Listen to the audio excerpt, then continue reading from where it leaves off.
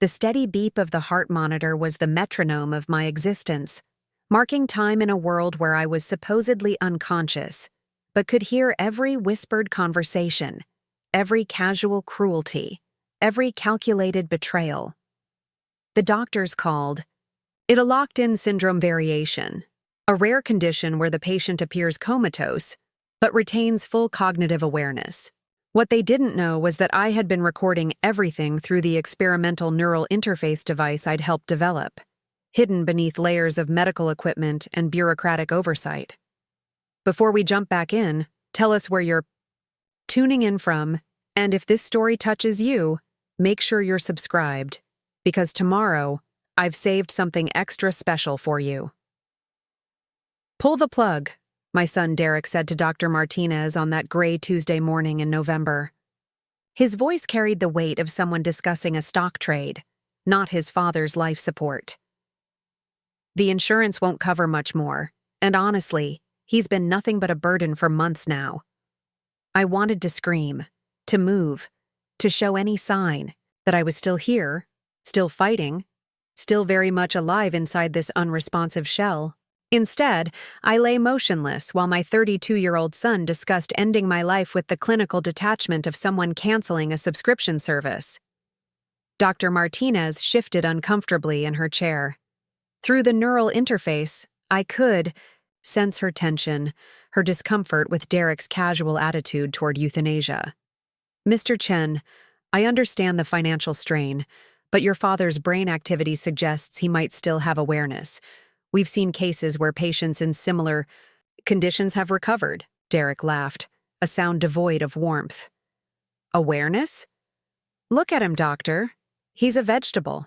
Has been for 6 months since the accident. Even if he woke up tomorrow, he'd probably be brain damaged. What kind of life is that? The accident. Derek spoke of it as if it were some random misfortune, not the carefully orchestrated attempt on my life that it actually was. I had built Chen Robotics from nothing, turning a small tech startup into a multi-billion-dollar empire specializing in advanced AI and neural interfaces. The company that had made Derek wealthy beyond his wildest dreams was the same company. He was systematically dismantling while I lay helpless in this hospital bed. Preparing and narrating this story took us a lot of time, so if you are enjoying it like this video, it means a lot to us. Now back to the story. The living will is clear, Derek continued, pulling out a folder I'd never seen before. Dad specifically stated he wouldn't want to be kept alive artificially. He signed it 6 months ago, right before the accident. 6 months ago, I had been in perfect health, running marathons at 62, sharper than executives half my age. I had never signed any such document, but here was Derek presenting it with the confidence of someone who had learned to forge signatures with surgical precision. Doctor. Martinez examined the papers, her frown deepening. These appear to be in order, but I'd like to have our legal team review them. End-of-life decisions require careful consideration. Of course, Derek replied smoothly. Take all the time you need. I'll be meeting with the insurance company this afternoon to discuss the transition. Transition. As if my death were merely a change in corporate structure. After they left, I was alone with my thoughts and the constant hum of the machines keeping me alive. The neural interface, a prototype device I had been testing before the accident, had integrated with my consciousness in ways we never anticipated. While my body remained paralyzed, my mind was hyper-aware, processing information at an accelerated rate and storing every detail with perfect clarity. The accident replayed in my memory with digital precision. I had been driving home from the lab late one evening, reviewing test data for the new neural interface series. The black SUV had appeared from nowhere, ramming my Tesla Model S at exactly the right angle to send it careening off the mountain road. But it wasn't random. Through months of lying here, I had pieced together the truth from overheard conversations, insurance reports, and Derek's increasingly bold statements about his plans for the company. My son had tried to kill me. The nursing staff rotated throughout the day, each bringing their own perspective on my situation. Nurse Patricia, a kind woman in her 50s, always spoke to me as if I could hear her. "Good morning, Mr. Chen. Your son seems very concerned about you."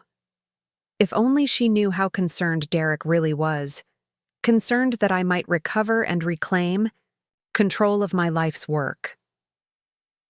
Nurse Rodriguez was more clinical, efficient in her care, but distant. She often muttered about difficult family situations while checking my vitals. "Some people just don't know how to let go," she said one afternoon while adjusting my IV drip. She had no idea how right she was, though not in the way she imagined. Then, there was Nurse Kim, young and idealistic, fresh out of nursing school with dreams of saving lives. She would read to me from medical journals, convinced that intellectual stimulation might help. "Studies show that coma patients who receive regular mental stimulation have higher recovery rates," she explained to anyone who would listen. Derek always found excuses to cut her visits short. Through the hospital's digital systems, which I could access through the neural interface's wireless capabilities, I learned more about Derek's plans. He had been selling off company assets, liquidating research projects, and positioning himself as the grieving son managing his father's estate. The board of directors, believing I was permanently incapacitated, had reluctantly transferred operational control to Derek under the temporary management clause in my corporate documents. But Derek's plans extended far beyond corporate control. I discovered emails between him and his attorney, Marcus Webb, discussing how to expedite the probate process once I was declared dead. There were communications with real estate agents about selling the family estate, with art dealers about liquidating my collection, and with financial advisors about offshore accounts where Derek planned to park the proceeds. The most damning evidence came from surveillance footage I accessed through the hospital's security system. Derek met regularly with Victoria Sterling, my former business partner who had tried to steal company secrets 3 years ago. Their relationship had clearly evolved from professional to personal, and their conversations revealed the true scope of their conspiracy. "Once the old man is gone, we can restructure everything," Derek told Victoria during one of their clandestine meetings in the hospital cafeteria. "The board will accept my leadership, especially with your expertise backing the transition." Victoria smiled predatorily. "Your father was brilliant, but he was also stubborn.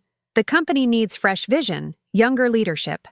The neural interface technology alone is worth billions if we can bring it to market without his ethical constraints." Ethical constraints.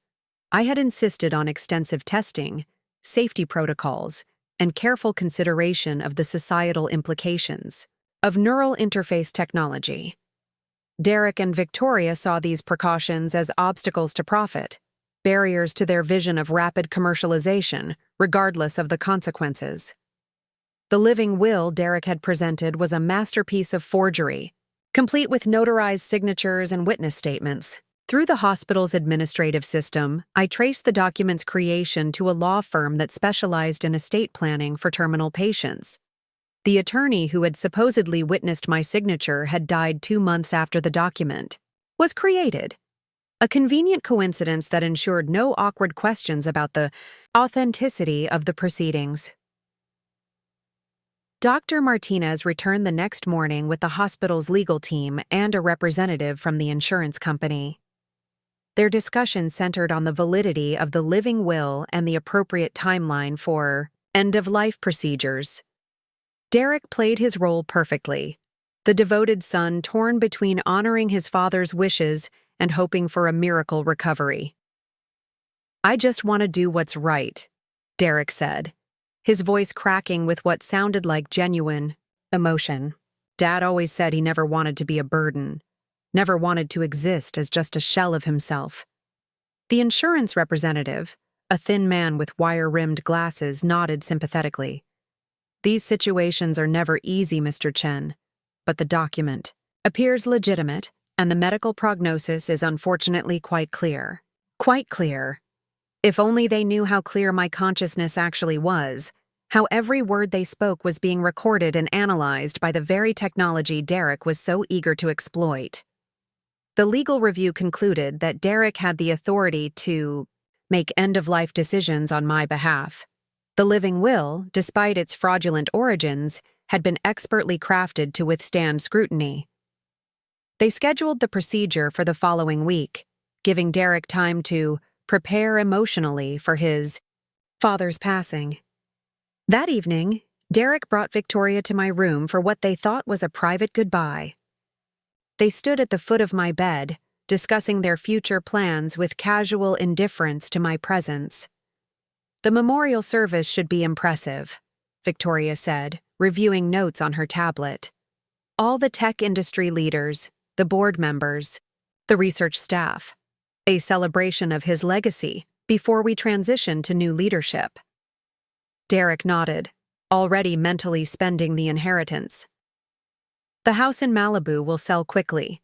The art collection is worth at least $20 million, and the company stock options will vest immediately upon death." They had calculated every angle, anticipated every contingency. Every angle except one. The neural interface device that had left me physically paralyzed had also enhanced my cognitive abilities beyond anything we had achieved in testing. While my body remained motionless, my consciousness had expanded into the digital realm, able to access and manipulate electronic systems with the fluidity of thought. I had spent months learning the extent of these abilities, carefully probing the boundaries of what was possible without triggering system alarms. Now it was time to put those abilities to use.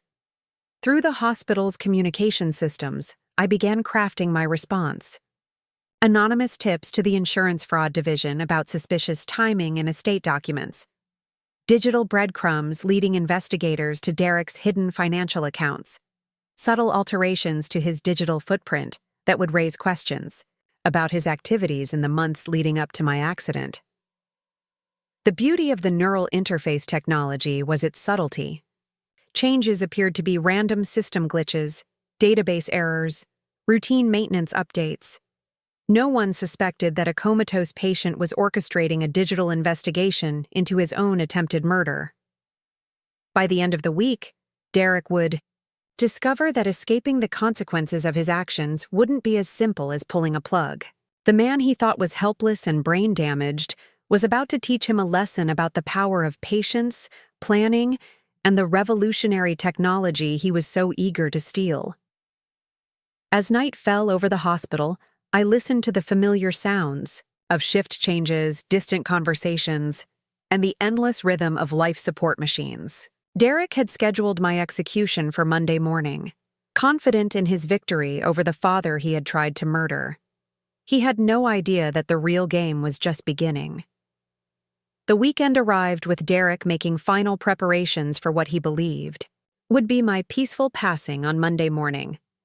Through the hospital's security cameras, I watched him move through the corridors with the confident stride of a man who thought he had won. He met with Dr. Martinez to confirm the timeline, spoke with the insurance adjuster about accelerating the claim process, and even contacted a funeral director to discuss arrangements. What Derek didn't know was that I had spent the previous 72 hours infiltrating every digital system connected to his life. The neural interface had evolved beyond our original specifications, creating pathways between my consciousness and the vast network of interconnected devices that formed the backbone of modern existence. Bank accounts, email servers, surveillance, systems, phone networks, all became extensions of my awareness. The first phase of my counterattack began on Saturday morning. Derek woke to find his primary checking account temporarily frozen due to what appeared to be suspicious activity. The bank's automated fraud detection system had flagged several large transactions as potentially unauthorized, triggering a mandatory review that would take 3 to 5 business days to resolve. Derek's panicked call to customer service was recorded and stored. "What do you mean, suspicious activity? These are legitimate business expenses related to my father's medical care." The bank representative, reading from her script, explained that large cash withdrawals and unusual transfer patterns had triggered the security protocols. "For your protection, Mr. Chen, we've placed a temporary hold while our fraud department reviews the account activity." I listened to Derek's growing frustration as he realized that his carefully planned timeline was already beginning to unravel. Without access to his main account, he couldn't make the payments to the funeral director or cover the various expenses he had planned for the week following my supposed death. But the frozen account was merely the opening move.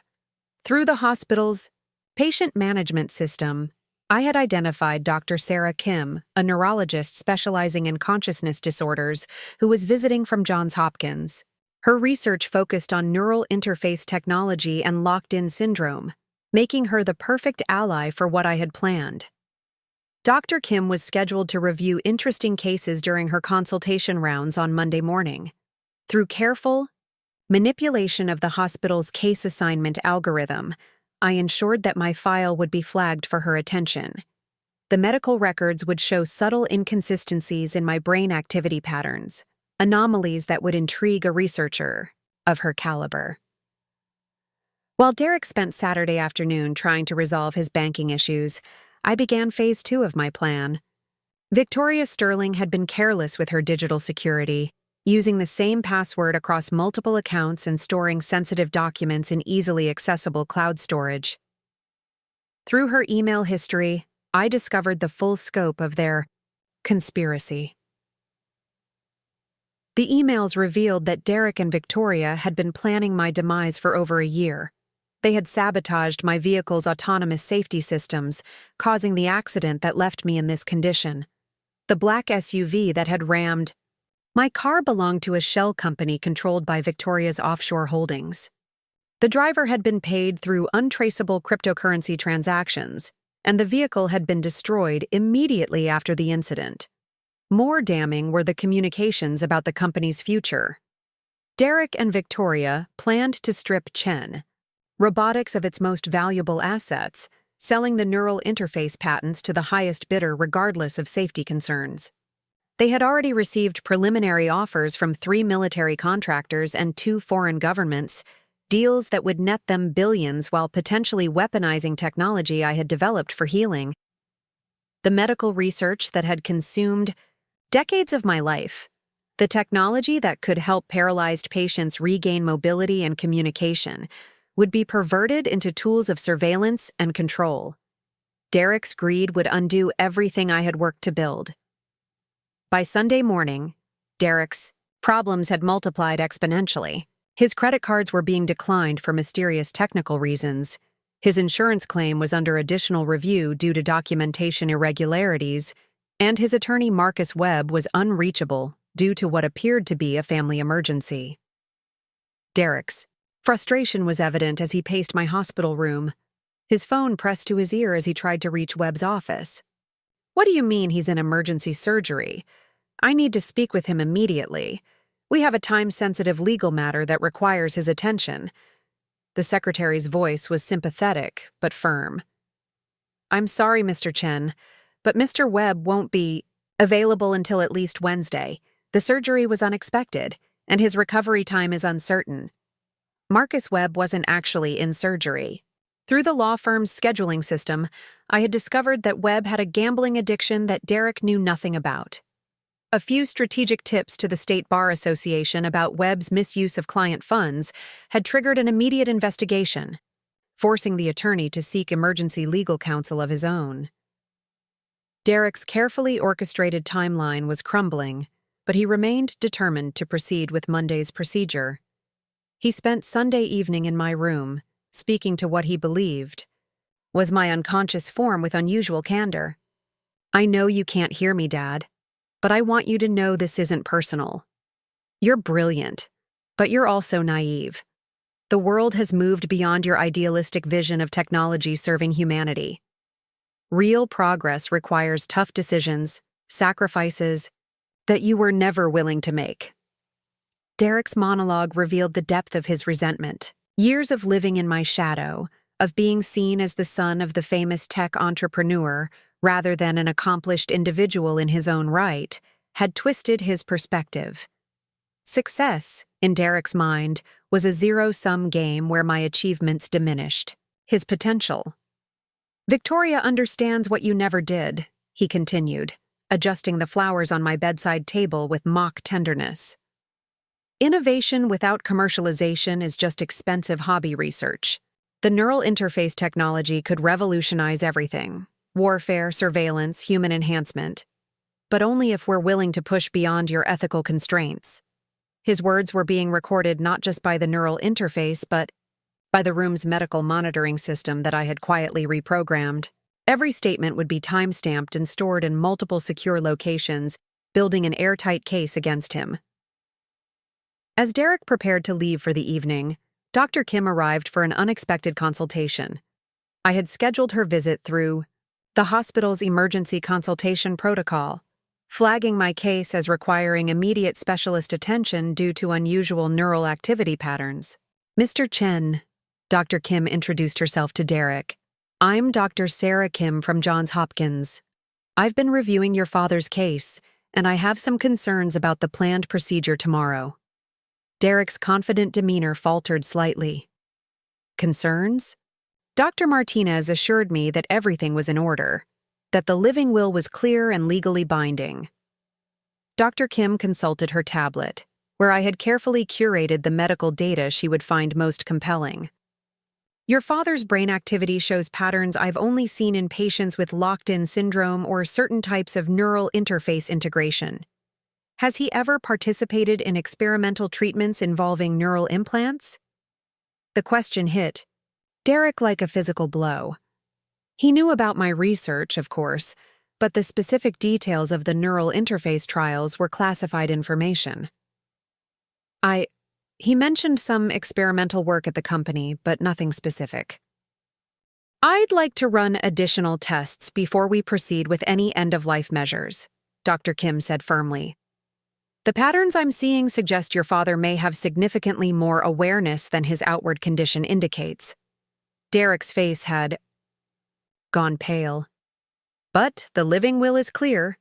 He specifically stated he wouldn't want to be kept alive artificially." Dr. Kim nodded sympathetically. "I understand your position, Mr. Chen, but if your father has some level of consciousness, then proceeding with the planned course could constitute a significant ethical violation. I'm recommending a 48-hour delay for comprehensive neural monitoring," Derek argued desperately, but Dr. Kim's medical authority superseded his legal documents. The procedure was postponed, buying me the time I needed to complete my preparations. After Dr. Kim left, Derek called Victoria in a panic. Their conversation, captured through his phone's microphone, revealed just how close they thought they had come to success. "She knows," Derek whispered urgently. "This Dr. Kim, she's asking about neural interfaces, about consciousness levels. What if Dad is actually aware? What if he's been listening this whole time?" Victoria's response was chilling in its pragmatism. "Then we accelerate the timeline. Medical accidents happen, Derek. Equipment failures, medication errors. These things are tragic but not uncommon." "You're talking about murder," Derek protested, though his tone suggested he was considering the option. "I'm talking about problem solving," Victoria corrected. "Your father's technology is worth billions, but only if we control it. Sentiment and family loyalty are luxuries we can't afford." Their conversation confirmed what I had suspected. They were willing to escalate to direct violence if necessary. The accidental approach had failed, so now they were contemplating something more overt. But Victoria had made a critical error in her assessment. She assumed that my enhanced awareness was a vulnerability, a risk that needed to be eliminated quickly. She didn't understand that the neural interface had given me capabilities far beyond anything they imagined. Through the hospital's pharmaceutical management system, I discovered that Victoria had already taken steps to ensure my silence. She had used her connections in the medical supply industry to introduce a modified sedative into my IV medications, a substance designed to suppress neural activity and ensure that any awareness I might have would be permanently eliminated. The sedative was scheduled for administration Monday morning, just before the revised timeline for ending my life support. Derek and Victoria had created a fail-safe, ensuring that even if Dr. Kim's tests detected consciousness, the evidence would be erased before anyone could act on it. As Sunday night deepened into Monday morning, I finalized my preparations. The evidence against Derek and Victoria was comprehensive and distributed across multiple secure servers. Law enforcement agencies would receive anonymous tips that would trigger investigations into the suspicious circumstances surrounding my accident and the forged living will. But more importantly, I had established contact with Dr. Kim through the hospital's secure messaging system. Using carefully crafted automated responses that appeared to be routine system notifications, I had guided her toward the specific tests that would definitively prove my consciousness and awareness. Derek arrived early Monday morning, his face drawn with exhaustion and stress. The weekend's complications had taken their toll, but he remained committed to his course. Victoria joined him, her presence supposedly offering emotional support during this difficult time. They didn't know that every word they spoke was being recorded, every plan they made was being documented, and every assumption they held about my helplessness was about to be shattered. Dr. Kim's expanded testing was scheduled to begin in 2 hours, but the sedative Victoria had arranged would be administered in 1. The timing was critical. I needed to reveal my consciousness before the drugs could suppress it. But I also needed to ensure that my revelation would be captured by the medical monitoring equipment in a way that couldn't be dismissed or covered up. The next phase of my plan would require perfect timing and flawless execution. Derek and Victoria thought they were finally closing in on their prize, but they were actually walking into a trap that had been months in the making. As the morning shift arrived and began their routine preparations, I prepared to emerge from my supposed unconsciousness in the most dramatic and undeniable way possible. The man they had tried to kill was about to demonstrate just how alive he really was. The morning routine began with mechanical precision. Nurse Patricia arrived at 7 a.m. sharp, her soft humming filling the room as she checked my vitals and adjusted the equipment. Derek sat in the corner chair, ostensibly reading the newspaper, but actually watching the clock with growing anxiety. Victoria had positioned herself near the window, her tablet open to what appeared to be emails, but was actually a secure messaging app coordinating the final details of their plan. At 7:30 a.m., a new orderly entered the room carrying what looked like a routine medication tray. I recognized him from Victoria's communications, Thomas Reeves, a hospital employee who had accumulated significant gambling debts. Victoria had recruited him to administer the neural suppression cocktail that would ensure my consciousness was chemically erased before Dr. Kim's tests could detect it.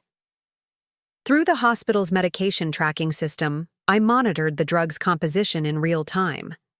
The cocktail contained not just sedatives, but experimental neural inhibitors that would cause permanent brain damage while appearing to be a natural progression of my condition. Once administered, I would truly become the vegetative patient Derek claimed I already was. "Time for your father's morning medications," Thomas announced, approaching my bedside with practiced efficiency. Derek nodded approvingly while Victoria's fingers danced across her tablet, confirming the timing with her contacts. But they had underestimated the extent of my digital integration. Through the hospital's IV pump controls, I had already begun, administering a harmless saline solution while diverting the real medications to a waste collection system. The dosage readings on the monitors would show normal administration, but the drugs would never enter my bloodstream. At 8:15 a.m., Dr. Kim arrived early for her scheduled testing, her expression grave as she reviewed the overnight monitoring data. I had carefully calibrated the neural interface to produce specific brainwave patterns that would intrigue her, while remaining subtle enough to avoid detection by the standard monitoring equipment Derek and Victoria could access. The patterns are even more pronounced this morning, Dr. Kim announced, studying her tablet with growing excitement. "Mr. Chen, I need to ask you again about your father's involvement in neural interface research. These readings suggest active neural integration technology." Derek's composure finally cracked. "I don't know what you're talking about. My father was a businessman, not a test subject." Dr. Kim's eyes narrowed. "Chen Robotics is one of the leading Companies in neural interface development. Your father holds 17 patents in the field. Are you telling me he never tested his own technology? The question hung in the air as Derek struggled to maintain his facade. Victoria stood and moved closer to the bed, her hand resting casually near the emergency call button, not to summon help, but to trigger a preset alarm that would flood the room with medical staff and create enough chaos to mask any emergency interventions they might need to make. But I was ready for their desperation. Through the hospital's communication systems, I had already summoned additional witnesses. Detective Maria Santos from the LAPD's Financial Crimes Division was en route, responding to an anonymous tip about insurance fraud. Agent Robert Hayes from the FBI's Technology Crimes Unit had received detailed evidence about the stolen neural interface patents. Dr. Jennifer Walsh, the chief of neurology, was reviewing the suspicious modifications to my treatment protocol. 8:45 a.m., Dr. Kim began her enhanced neurological assessment. The equipment she brought was far more sophisticated than the standard monitors, capable of detecting the subtle signatures of neural interface integration. As she attached the specialized sensors, I prepared for the most critical moment of my months-long deception. I'm going to run a series of tests to measure consciousness and awareness, Dr. Kim explained to Derek and Victoria. If your father has any level of cognitive function, these assessments will detect it. Derek stood abruptly. This is unnecessary. The living will is clear, and we've already delayed long enough. I'm calling Dr. Martinez to proceed with the original plan. I'm afraid that won't be possible, a new voice said from the doorway. Detective Santos entered the room, her badge prominently displayed. Mr. Chen, I'm Detective Santos with the LAPD. I need to speak with you about some irregularities in your father's insurance claim. The color drained from Derek's face. There must be some mistake. Everything was properly documented. Detective Santos consulted her notes. We've received information suggesting that the living will presented to this hospital may be fraudulent. We've also discovered some interesting financial transactions in the days following your father's accident. Victoria moved toward the door, but Agent Hayes appeared in the hallway, effectively blocking her escape route. The room that had been Derek's private stage for months was suddenly crowded with law enforcement officials, medical professionals, and witnesses to whatever was about to unfold. Dr. Kim, oblivious to the drama surrounding her, continued her assessment. Mr. Chen, if you can hear me, I want you to try to respond to my voice. The equipment will detect even minimal neural responses. This was the moment I had been preparing for. Through the neural interface, I began generating specific brainwave patterns that would trigger the monitoring equipment in unmistakable ways. The first test measured response to auditory stimuli. I produced clear, rhythmic patterns that corresponded directly to Dr. Kim's verbal instructions. This is remarkable, Dr. Kim whispered, watching the displays light up with activity. He's not only conscious, he's actively responding to commands. Derek lunged toward the bed. That's impossible. He's been comatose for months. These readings must be equipment malfunction. Sir, please step back, Detective Santos commanded, moving to intercept Derek. Let the doctor complete her assessment. The second test measured cognitive processing. Dr. Kim asked me to respond to mathematical problems by generating specific brainwave patterns. Through the neural interface, I not only provided the correct answers, but demonstrated computational abilities far beyond normal human capacity, processing complex calculations in milliseconds.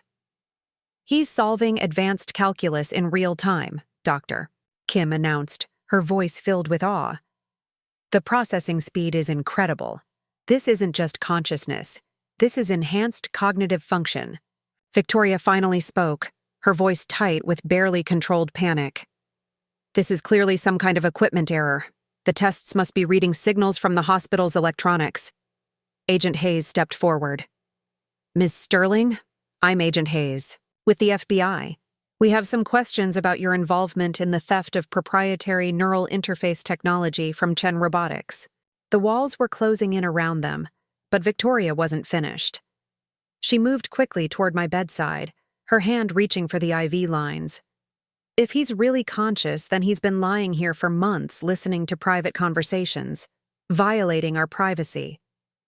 "Ma'am, step away from the patient," Detective Santos ordered, but Victoria had already grabbed the main IV line. "He's dangerous," Victoria announced. "If he has enhanced cognitive abilities, if he can access electronic systems, then he's been manipulating everything from this bed. He's not a victim. He's a threat." Her accusation was actually accurate, but it also revealed knowledge she shouldn't have possessed. How could she know about system manipulation capabilities unless she understood the true potential of the neural interface technology? Dr. Kim looked up from her monitoring equipment. "The patterns are changing. He's responding to the conversation. Mr. Chen, if you can hear us, if you understand what's happening, please give us a clear signal." This was my moment. Through the neural interface, I triggered every piece of electronic equipment in the room simultaneously.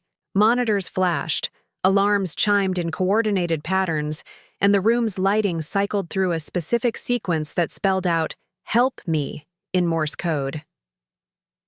The demonstration left no doubt about my consciousness and capabilities.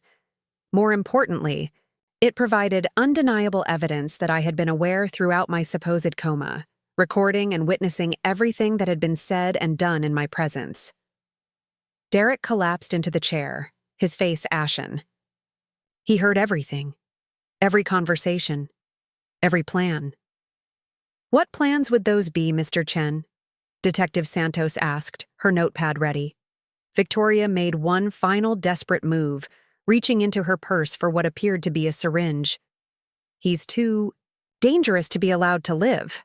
The technology in his head could be used to access any system, control any network. He's not human anymore. Agent Hayes moved swiftly, restraining Victoria before she could reach me. "Ms. Sterling, you're under arrest for conspiracy to commit murder, attempted murder, and corporate espionage." As the handcuffs clicked around Victoria's wrists, she turned to Derek with venom in her eyes. "You pathetic coward. You couldn't even kill your own father properly." Derek stared at her in horror. "Victoria, don't say anything else." But Victoria was beyond caring about incriminating herself. We planned everything perfectly. The car accident, the forged documents, the insurance fraud. We would have been billionaires if you hadn't panicked about the timeline.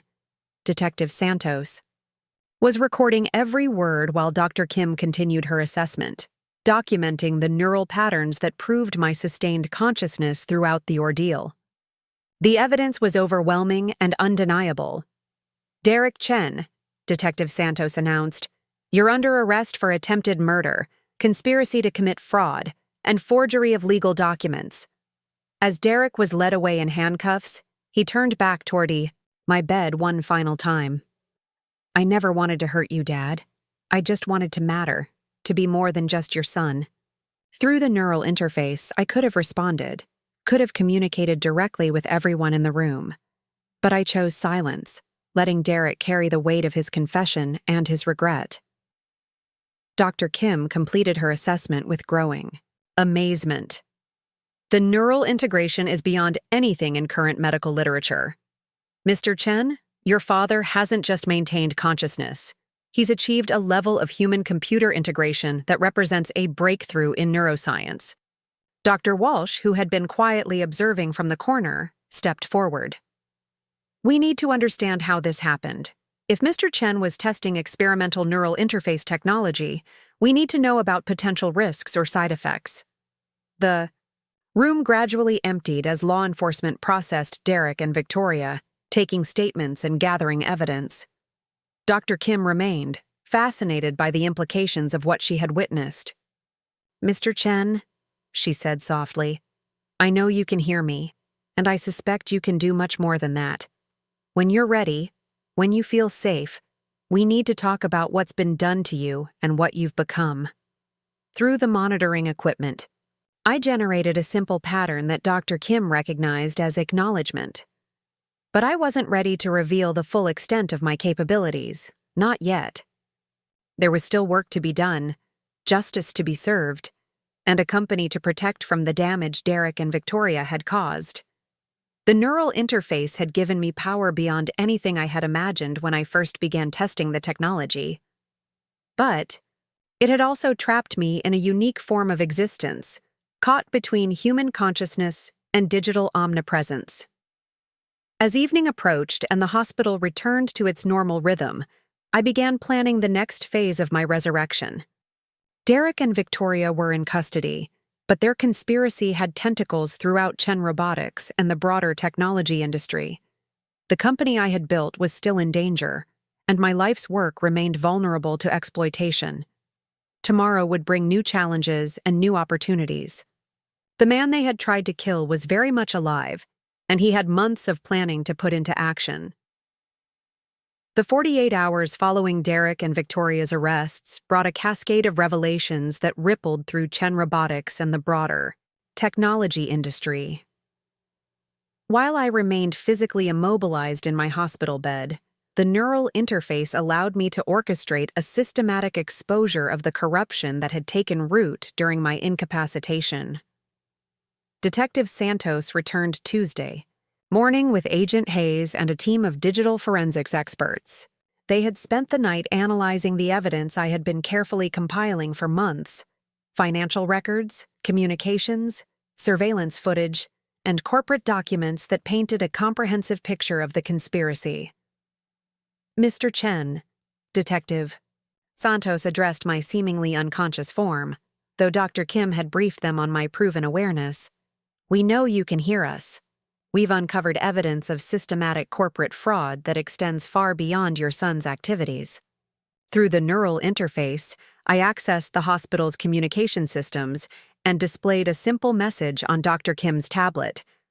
Board meeting, emergency session, they need to know. Dr. Kim read the message aloud, then looked up at the law enforcement team. He wants us to inform the company's board of directors. There may be more people involved.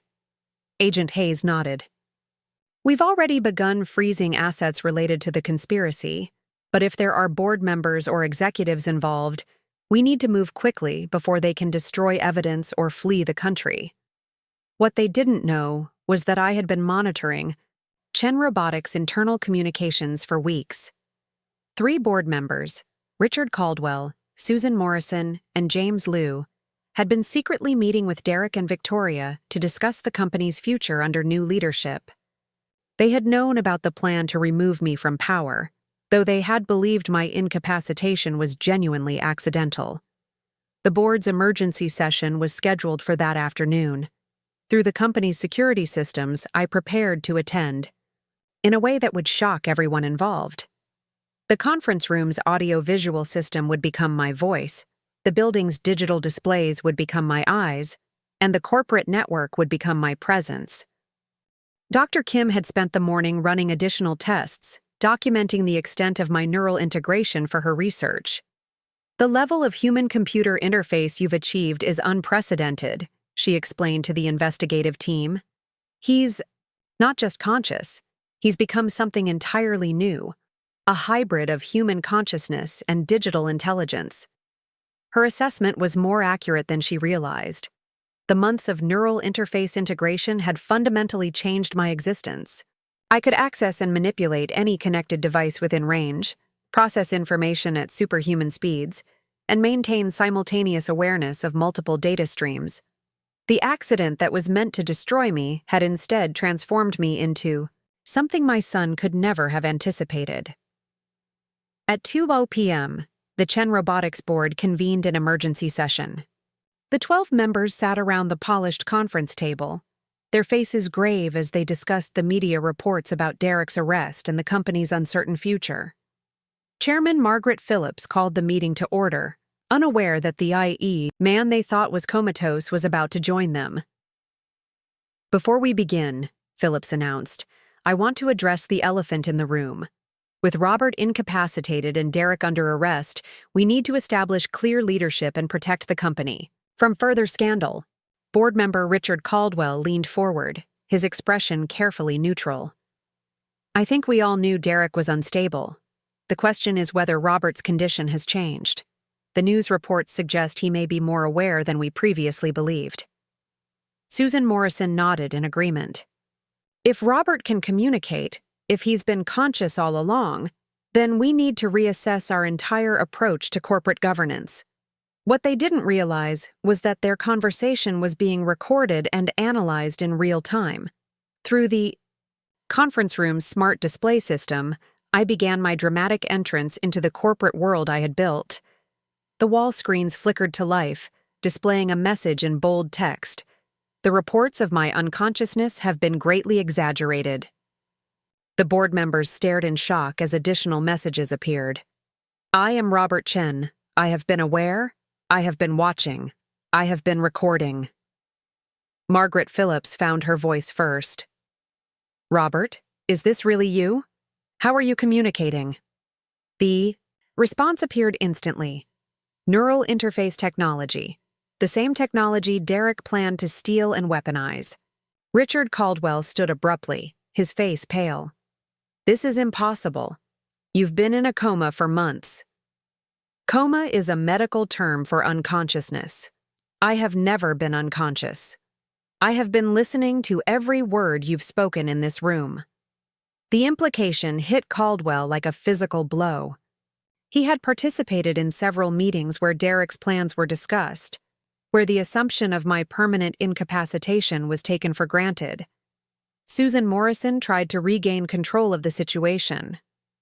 Robert, if you can hear us, if you can communicate, then we need to discuss the company's future.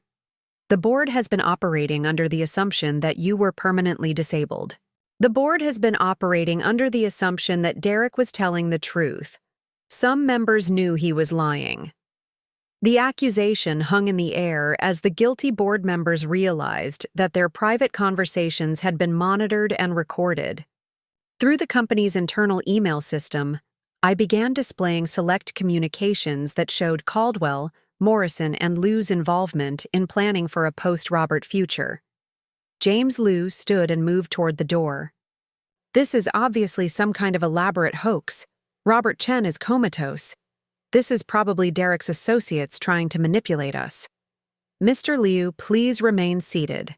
The FBI would like to speak with you about your communications with Victoria Sterling regarding patent transfers. Liu froze as the conference room doors locked automatically, a security feature I had activated remotely.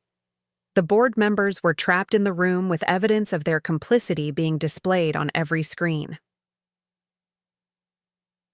Your October 15th email to Victoria Sterling, I continued, displaying the message for all to see. Quote, once Robert is out of the picture, we can fast-track the military contracts without his ethical objections. Unquote. The email appeared on screen in its entirety, complete with timestamps and digital signatures that proved its authenticity. Liu's face had gone ashen as he realized the scope of the evidence against him. Margaret Phillips, who had remained clean throughout the conspiracy, took charge. Robert, what do you need from us? How can we fix this situation? Immediate resignation of Caldwell, Morrison, and Liu. Full forensic audit of all corporate activities during my incapacitation. Complete review of patent transfers and technology licenses. The three guilty board members exchanged desperate glances. But they were trapped. The evidence was overwhelming, and Agent Hayes was already en route to the building with arrest warrants. Robert, Caldwell pleaded, we thought you were gone. We were trying to protect the company, to ensure its survival. You were trying to profit from my murder. Derek's accident was not random. Victoria arranged it. You knew. More evidence appeared. On the screens. Surveillance footage of meetings between Caldwell and Victoria. Financial records showing payments to shell companies. Communications discussing the timeline for my removal. The conspiracy was larger and more coordinated than even the FBI had realized. Dr. Kim's voice came through the conference room's intercom system. Mr. Chen, Agent Hayes is here with warrants for 3 additional arrests. Should we send them up? Through the building's PA system, I responded, "Send them up. Mr. Caldwell, Miss Morrison, and Mr. Liu will be waiting." The remaining board members watched in stunned silence as their colleagues were led away in handcuffs. The company that had taken decades to build was being purged of corruption in a matter of hours. Margaret Phillips addressed the displays where my messages had been appearing. "Robert, we need to discuss your physical condition, your ability to resume active leadership. The company needs direction. I will be returning to active duty shortly. Dr. Kim is developing protocols for my physical rehabilitation. The neural interface has enhanced my capabilities beyond previous limitations." The truth was more complex. While my consciousness had expanded exponentially, my physical body remained largely paralyzed. Dr. Kim was working on experimental treatments that might restore motor function, but recovery was uncertain. I might forever remain dependent on technology for communication and interaction with the physical world. But that dependency had also become a strength. Through the neural interface, I could monitor and control multiple systems simultaneously, process information at superhuman speeds, and maintain awareness of global corporate activities in real time. I had become the first truly cybernetic CEO, running a technology company through direct neural integration with its digital infrastructure. The afternoon brought more arrests as the FBI expanded their investigation based on the evidence I had provided. 5 additional Chen Robotics employees were detained for their roles in corporate espionage and patent theft. 2 competitors were raided for possessing stolen technology, and 3 government contractors were suspended pending review of their acquisition of classified neural interface research. Derek and Victoria, meanwhile, remained in federal custody without bail. Derek had been placed on suicide watch after a breakdown in which he repeatedly apologized to his absent father, while Victoria had hired the most expensive criminal defense team money could buy and was preparing to fight every charge. By evening, the technology industry was buzzing with rumors about my miraculous recovery and the corporate conspiracy that had been exposed. Stock prices fluctuated wildly as investors tried to process the implications of a CEO who could run his company through direct neural interface. Dr. Kim returned to my room with a proposal that would change everything. "Robert, I want to document your case for medical science. The neural interface integration you've achieved could revolutionize treatment for paralyzed patients. But I need your consent to study the technology and its effects." Through her tablet, I responded, "Under one condition. The research must remain under Chen Robotics' control. The technology cannot be weaponized or used for surveillance." She nodded enthusiastically. "Agreed. This could help millions of people." But as I contemplated the future, I realized that my transformation raised profound questions about the nature of human consciousness and the ethics of human enhancement. I had become something unprecedented, a human mind fully integrated with digital systems, capable of existing simultaneously in physical and virtual realms. Derek had tried to kill his father, but had instead created something far more powerful than he could have imagined. The neural interface that was meant to be my life's greatest achievement had become the instrument of my resurrection and revenge. Tomorrow would bring new challenges as I began the complex process of rebuilding Chen. Robotics, while adapted to my enhanced but constrained existence, the man who had been pronounced brain-dead was about to reshape the future of human-computer integration from his hospital bed. 3 months after the arrests, I faced the federal courthouse through a specially modified wheelchair equipped with advanced neural interface displays. The trial of Derek Chen and Victoria Sterling had drawn international attention, not just for the corporate conspiracy, but for the unprecedented nature of my testimony as a cybernetically enhanced witness. The prosecution had built their case around the evidence I had systematically gathered during my months of supposed unconsciousness, Financial records, recorded conversations, surveillance footage, and digital communications painted an undeniable picture of premeditated attempted murder and corporate fraud. But the defense teams had crafted a different narrative, one that portrayed me as a dangerous fusion of human and artificial intelligence who had manipulated evidence and entrapped their clients. "Ladies and gentlemen of the jury," defense attorney Catherine Walsh began her opening statement. "My client Derek Chen is not a would-be murderer. He is the victim of the most sophisticated case of entrapment in legal history, orchestrated by a man who has transcended normal human limitations and now exists as a hybrid intelligence capable of manipulating any digital system." The courtroom was packed with technology journalists, ethics experts, and legal scholars who understood they were witnessing a landmark case that would define the rights and responsibilities of enhanced humans in the digital age. My testimony would be delivered through the neural interface, my words appearing on courtroom displays while my paralyzed body remained motionless in the specialized chair. District Attorney Marcus Rodriguez stood to deliver the prosecution's opening.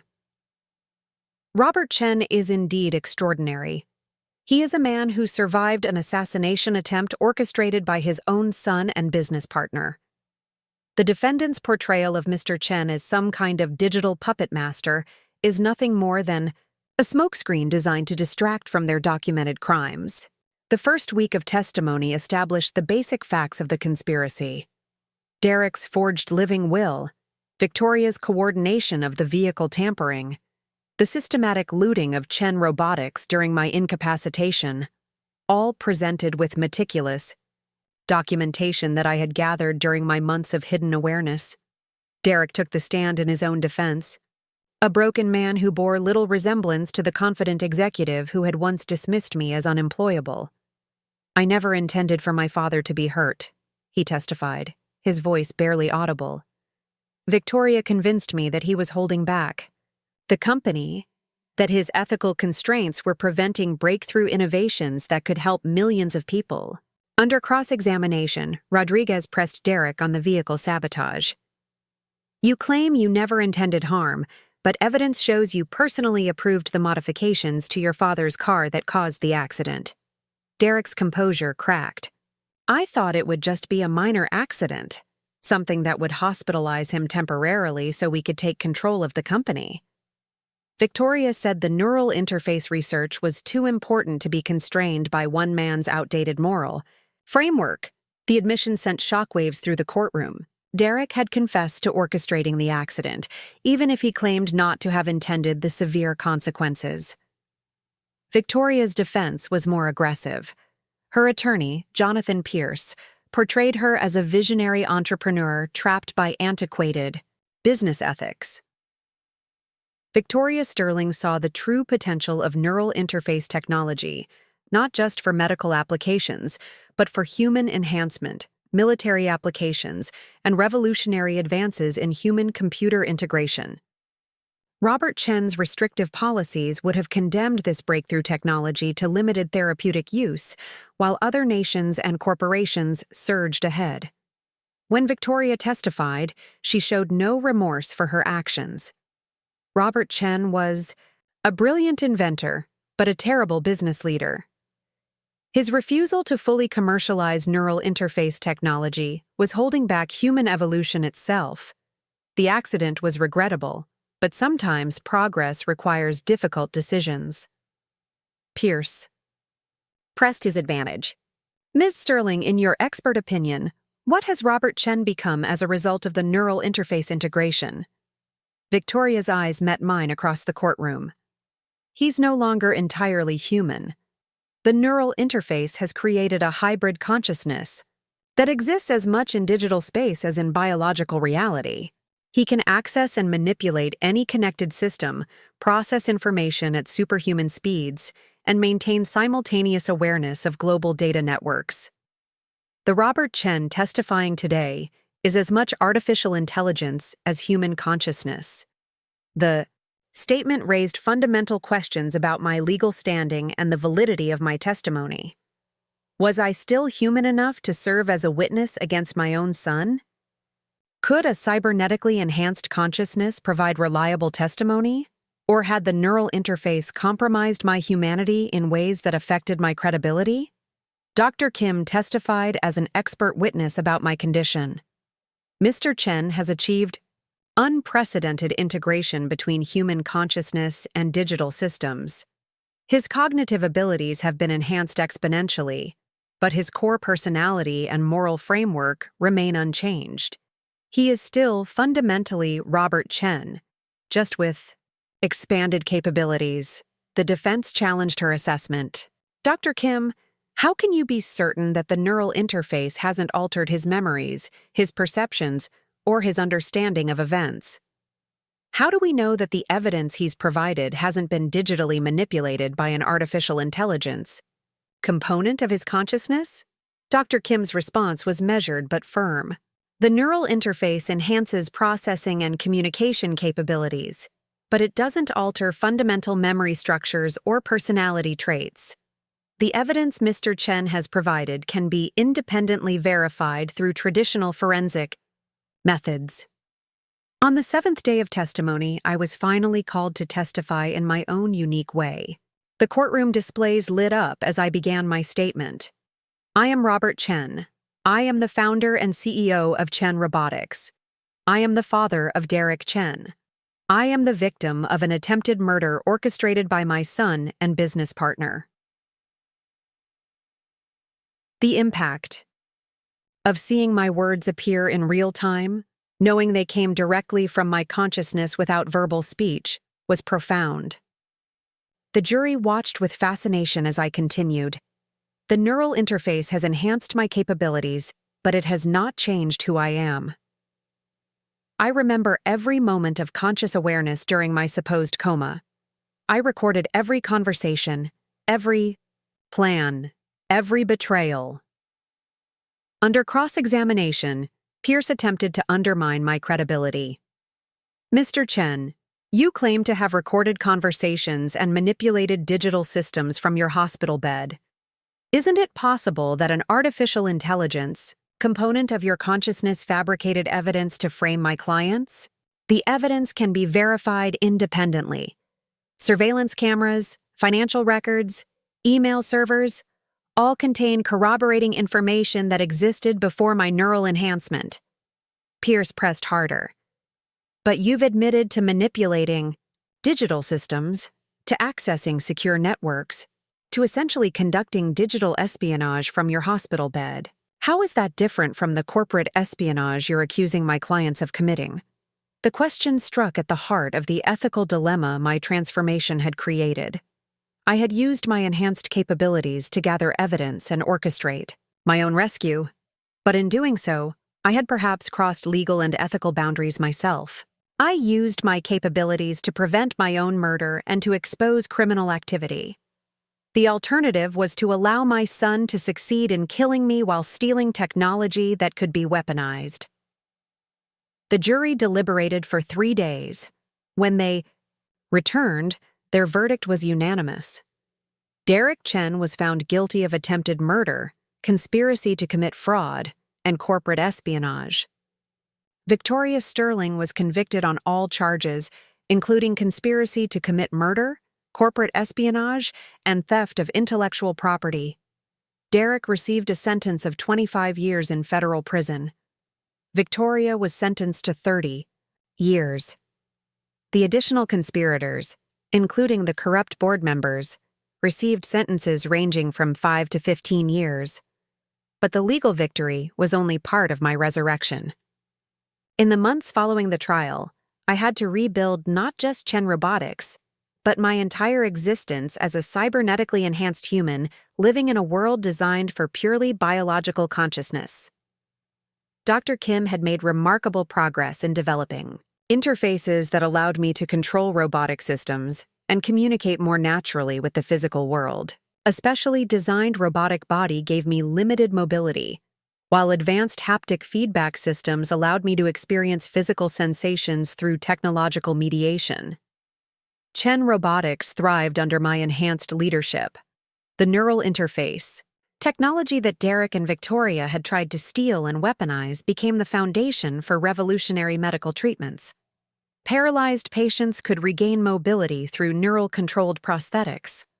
Locked-in syndrome patients could communicate with unprecedented clarity. The technology that had saved my life was now saving others.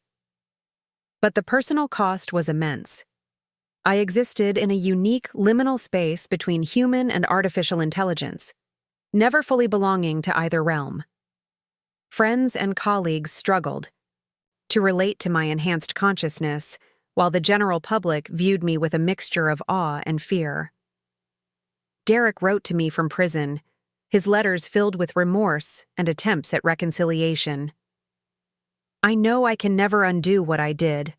One letter read, "But I want you to know that seeing what you've become, what you've achieved despite everything, makes me realize how wrong I was about your vision for the technology." I never responded to his letters. Some betrayals cut too deep for forgiveness, even when accompanied by genuine remorse. Victoria, by contrast, remained defiant even in prison. Her letters to technology publications painted me as a cautionary tale about the dangers of uncontrolled human enhancement. She argued that my transformation represented an existential threat to human autonomy and privacy. In her twisted logic, she had become a hero trying to prevent the rise of a digital dictator. 5 years after the accident, I stood, through my robotic proxy, at the opening ceremony of the Chen Institute for Cow. Neural Enhancement Ethics, the institute would study the implications of human-computer integration, establish ethical guidelines for neural enhancement technology, and ensure that the mistakes of the past were never repeated. Margaret Phillips, who had remained as board chair throughout the transition, introduced me to the gathered crowd of researchers, ethicists, and policymakers. Robert Chen represents both the promise and the challenge of human enhancement technology. He has shown us what's possible when human consciousness transcends its biological limitations, but he has also shown us the importance of maintaining our fundamental humanity in the process. Through the Institute's advanced communication systems, I addressed the audience. The neural interface saved my life, but it also fundamentally changed who I am. We have a responsibility to ensure that future enhancements serve humanity's best interests, not the ambitions of those who would exploit such power. In the end, Derek's attempt to pull the plug had backfired spectacularly. Instead of silencing his father, he had created something unprecedented, a cybernetic consciousness capable of bridging the gap between human intuition and artificial intelligence. The technology he had tried to steal had evolved beyond his comprehension, guided by the ethical framework he had tried to abandon. I had been reborn not just as a survivor, but as a guardian of the technology that had saved me. The man my son had tried to kill had become something neither fully human nor artificial, but uniquely equipped to guide humanity's next evolutionary step. The beeping of machines that had once marked time in my hospital room was replaced by the gentle hum of servers processing the constant flow of data through my consciousness.